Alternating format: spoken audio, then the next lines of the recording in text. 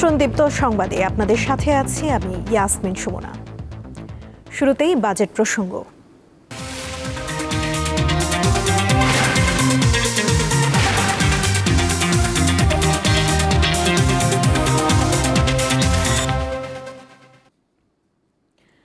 আগামী অর্থ বছরের জন্য 9,38,000 কোটি টাকার বাজেট উপস্থাপন করেছেন অর্থমন্ত্রী আমির খসরু মাহমুদ চৌধুরী। এতে রাজস্ব আয়ের লক্ষ্য ধরা হয়েছে 6,95,000 কোটি টাকা, ঘাটতি 2,43,000 কোটি টাকা।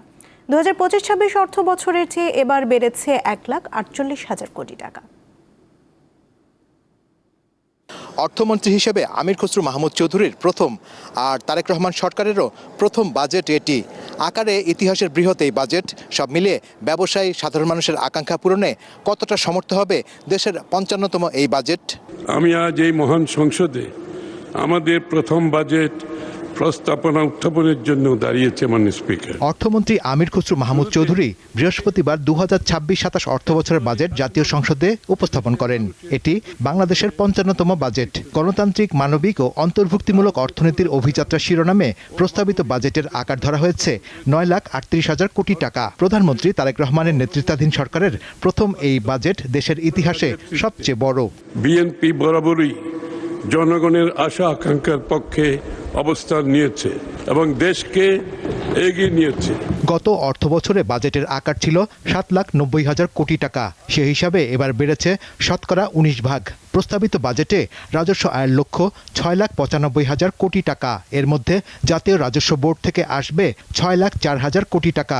ঘাটতির পরিমাণ 2,43,000 কোটি টাকা। সরকার ব্যাপক পরিকল্পনা বাস্তবায়নের উদ্যোগ গ্রহণ করেছে। বার্ষিক উন্নয়ন কর্মসূচির আকার প্রায় 3 লাখ কোটি টাকা।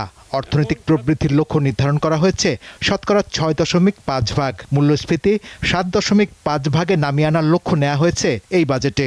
রাজনৈতিক সদিচ্ছা, সঠিক নীতি, অর্থনৈতিক গণতান্ত্রিকীকরণ ও বিকেন্দ্রীকরণ, ট্রিলিয়ন ডলার অর্থনীতির পথে বাংলাদেশ প্রতিপাদ্য সামনে রেখে এবারের বাজেট প্রণয়ন করা হয়েছে।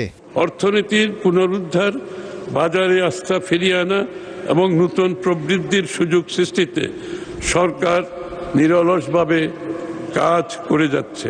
নতুন বাজেটে অবকাঠামো উন্নয়নের চেয়ে মানব সম্পদ উন্নয়নে সর্বাধিক গুরুত্ব দেওয়া হয়েছে। 2026-27 অর্থ বছরে এই বাজেটে টেকসই সমৃদ্ধি নিশ্চিত করতে শিক্ষা ও স্বাস্থ্য খাতে সর্বোচ্চ বরাদ্দ রাখার পাশাপাশি দেশীয় শিল্পের বিকাশ, কর্মসংস্থান সৃষ্টি, সামাজিক সুরক্ষা এবং অর্থনৈতিক স্থিতিশীলতার মতো জনকল্যাণকর বিষয়গুলোতে জোর দেওয়া হয়েছে। সার্বজনীন স্বাস্থ্য সুরক্ষার আওতায় দেশের প্রত্যেক নাগরিককে ন্যাশনাল হেলথ সিস্টেমের আওতায় আধুনিক হেলথ কার্ড দেওয়া হবে। প্রস্তাবিত বাজেটে সামাজিক নিরাপত্তা খাতে 1,45,000 কোটি টাকা বরাদ্দ রাখা হয়েছে। এর মধ্যে ফ্যামিলি কার্ড কর্মসূচির আওতায় 41 লাখ নারীকে মাসে 2,500 টাকা করে ভাতা দেওয়ার জন্য 14,500 কোটি টাকা এবং প্রান্তিক কৃষকদের কৃষক কার্ডের মাধ্যমে 2,500 টাকা করে আর্থিক সহায়তা দিতে 1,062 কোটি 50 লাখ টাকা বরাদ্দের প্রস্তাব করা হয়েছে। 2026-27 অর্থ বছরের প্রস্তাবিত বাজেটে ব্যক্তি শ্রেণীর করমুক্ত আয়ের সীমা 3,50,000 টাকা থেকে বাড়িয়ে 3,75,000 টাকা করা হয়েছে।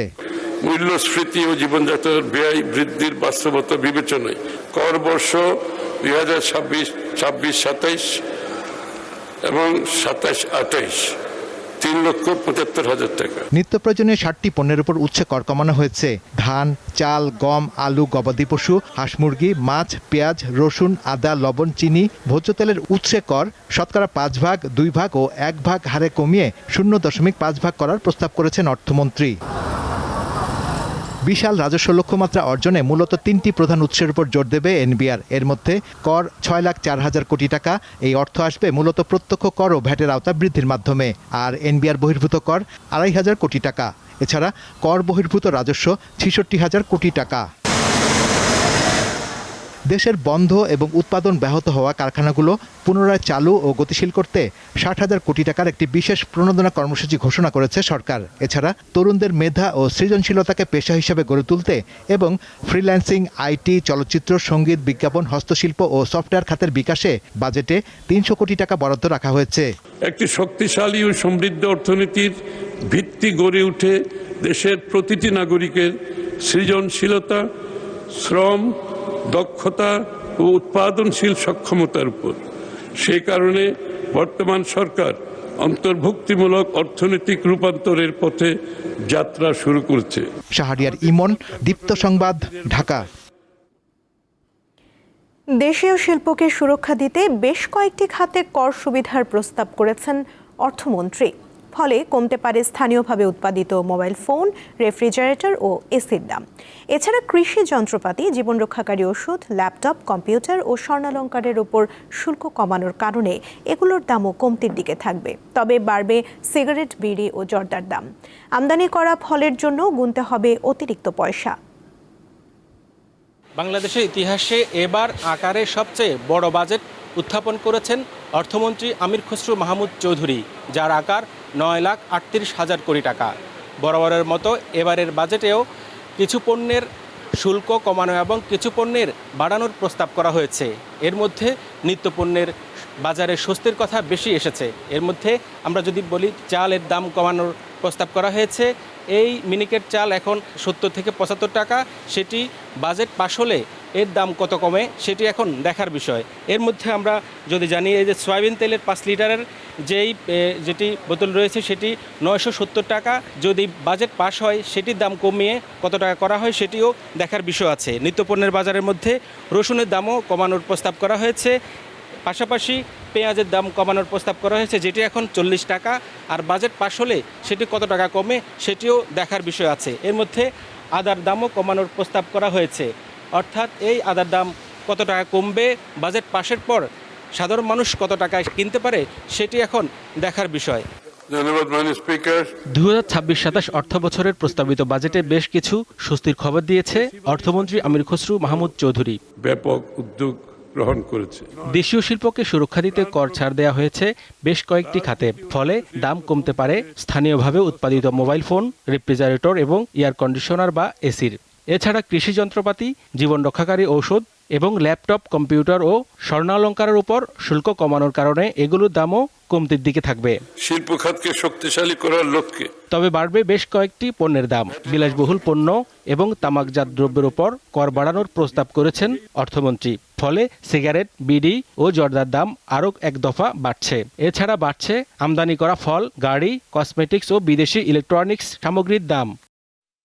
এছাড়া দাম বাড়তে পারে আমদানি করা কাজু বাদাম, গ্যাস সিলিন্ডার, মধু, কিছু প্রসাধনী, বিদেশি টাইলস, স্যানিটারি ওয়্যার ও বেসিন, একই সঙ্গে বিদেশি ফোম, মাইক্রোওয়েভ, ওভেন, সাইকেল ও যন্ত্রাংশ এবং খেলনার দামও বাড়বে। আগামী অর্থ বছরের প্রস্তাবিত বাজেটে কিছুটা স্বস্তি মিলবে বলে আশা করছেন ভোক্তা ও ব্যবসায়ীরা। সরকারের উচিত আমাদের নিম্নবিত্ত মধ্যবিত্তর জন্য যে দৈনন্দিন যে চাহিদা সামগ্রীর উপর গুরুত্ব দিয়ে যাতে পণ্যের দাম নিয়ন্ত্রণে রাখে। বাজেটে যে মূল্য বা যে প্রাইস নির্ধারণ করা হয় সেই বিষয়গুলো যদি যথাযথভাবে বাজারে প্রপার বাস্তবায়ন হয় দেশে, সেটা জনগণের জন্য একটা কল্যাণকর হবে। মুক্ত বাজার অর্থনীতি চালু করতে হবে। পণ্যটা যদি আমার মতো বা আমার যারা বড় বড় ব্যবসায়ী আছেন ওরা যদি আনতে পারে তাহলে কি হলে প্রতিযোগিতা থাকবে।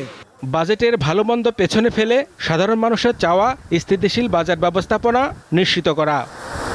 প্রস্তাবিত বাজেটে সাধারণ মানুষের জীবনযাত্রার ব্যয় কমাতে নিত্যপণ্য, স্বাস্থ্য, প্রযুক্তি ও জ্বালানি খাতে বড় ধরনের কর ছাড় দেওয়া হলেও রাজস্ব আদায়ের উচ্চাভিলাষী লক্ষ্য বাস্তবায়ন কতটা সম্ভব হবে সেটি এখন সবচেয়ে বড় প্রশ্ন।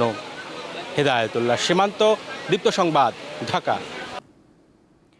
2026-27 অর্থ বছরের প্রস্তাবিত বাজেট বাস্তবসম্মত নয় বলে মন্তব্য করেছেন সেন্টার ফর পলিসি ডায়ালগ সিপিডির নির্বাহী পরিচালক ফাহমিদা খাতুন। রাজধানীর ধানমন্ডিতে সিপিডি কার্যালয়ে বাজেট নিয়ে তাৎক্ষণিক প্রতিক্রিয়ায় একথা বলেন তিনি। লক্ষ্যমাত্রাগুলো যেটা প্রাক্কলন করা হয়েছে সেটার অনুমিতিগুলো অর্থাৎ অ্যাজাম্পশনগুলো আর একটু বাস্তবসম্মত হওয়া উচিত ছিল। কারণ এই লক্ষ্যমাত্রাগুলি যদি বাস্তবসম্মত না হয় তাহলে সেটা পূরণ করা যায় না, এবং যখনই লক্ষ্যমাত্রা পূরণ করা যায় না তখনই কিন্তু এই যে বাজেটের যে একটা শৃঙ্খলা, এই শৃঙ্খলাটা বিনষ্ট হয়ে যায়। তখন আর ওই লক্ষ্যমাত্রাগুলি বাজেটের কিভাবে অর্থ সরবরাহ হবে, কিভাবে ব্যয় হবে, কোথা থেকে অর্থ আসবে, এই ধরনের একটা শৃঙ্খলা অভাব দেখা দেয়। প্রস্তাবিত বাজেট জাতিকে হতাশ করেছে, এমনটাই দাবি জামায়াতে ইসলামীর। বৃহস্পতিবার জাতীয় মসজিদ বায়তুল মোকাররমের উত্তর গেটে প্রস্তাবিত বাজেটকে গণবিরোধী ও লুটপাটের আয়োজন আখ্যা দিয়ে বিক্ষোভ করেছে ঢাকা মহানগর দক্ষিণ জামায়াতে ইসলামী। এই বাজেটটি হচ্ছে একটি বিশাল ঋণ নির্ভর বাজেট। এটা একটি বড় ধরনের ঘাটতি বাজেট। অত্যন্ত দুর্বল ভিত্তির উপরে দাঁড়িয়ে এত বড় বাজেট বাস্তবায়ন কখনো সম্ভব নয়।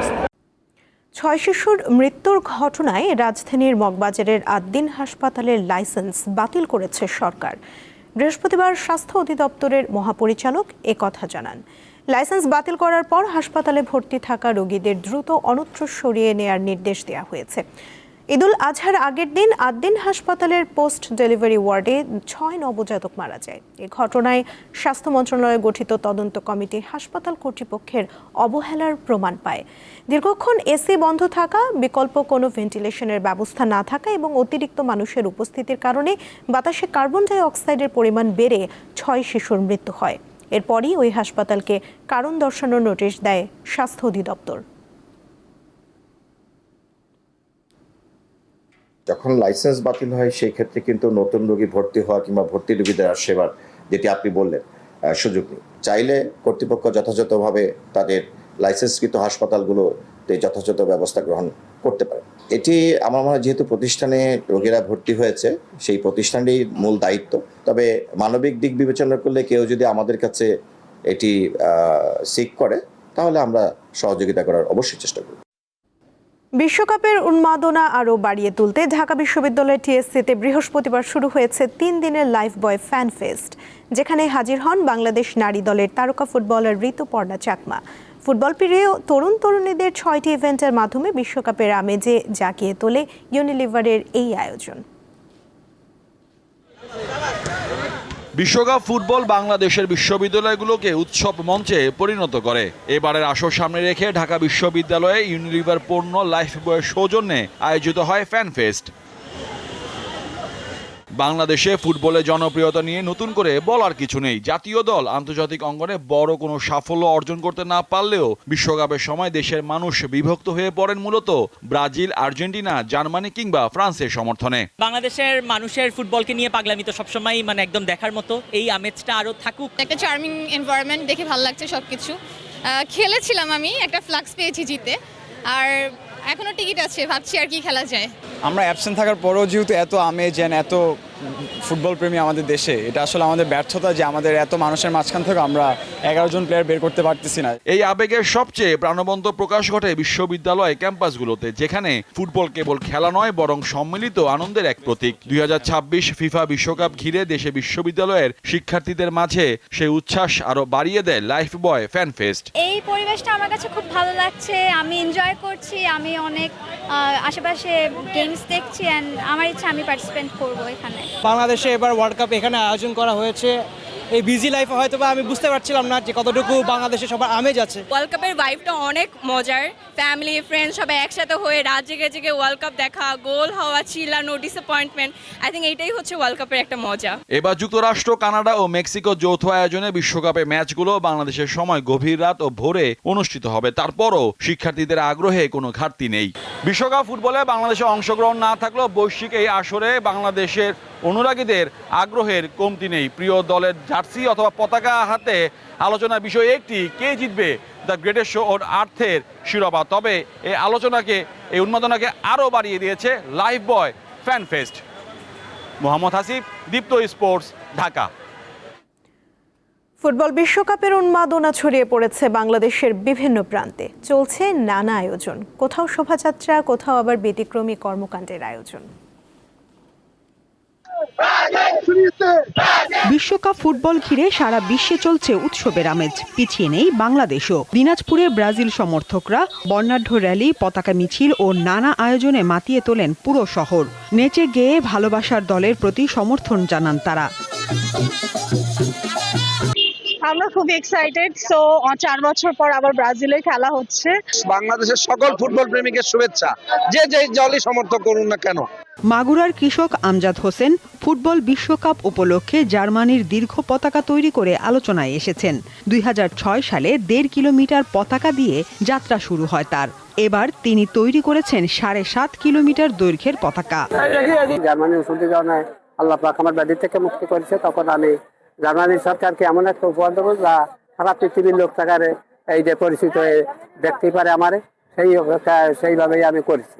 2014 সালে পতাকা তৈরির জন্য জমি বিক্রি করেন তিনি। ওই বছর জার্মানি দূতাবাসের পক্ষ থেকে তাকে সম্বর্ধনা দেয়া হয়। এছাড়া জার্মান ফুটবল দলের ফ্যান ক্লাবের আজীবন সদস্যপদ দেয়া হয় তাকে। বিশ্বকাপে ইরান ফুটবল দলের সমর্থনে নাটোরে শোভাযাত্রা হয়েছে।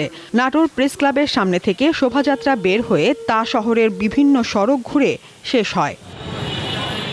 শেরপুর সরকারি কলেজ মাঠে আয়োজন করা হয় মিলন মেলার। ব্রাজিল ফ্রেন্ডস ক্লাবের আয়োজনে আনন্দ র্যালি শহরের বিভিন্ন সড়ক প্রদক্ষিণ করে। ফুটবল বিশ্বকাপ ঘিরে নড়াইলে শুরু হয়েছে ব্যাপক উন্মাদনা। শহর থেকে গ্রাম সবখানে বিশ্বকাপের আমেজ বিরাজ করছে। জেলার বিভিন্ন এলাকায় ফুটবল প্রেমীরা পছন্দের দলের পতাকাটা নিয়ে সমর্থন প্রকাশ করছেন। সাদিয়া চৌধুরী, দীপ্ত, বার্তাকক্ষ। এই ছিল এখনকার মতো। পরবর্তী সংবাদ বেলা 12টায় দেখার আমন্ত্রণ রইল। এছাড়া আরও তথ্য পেতে যুক্ত থাকুন দীপ্ত ডিজিটাল প্ল্যাটফর্মের সাথে। ধন্যবাদ সবাইকে।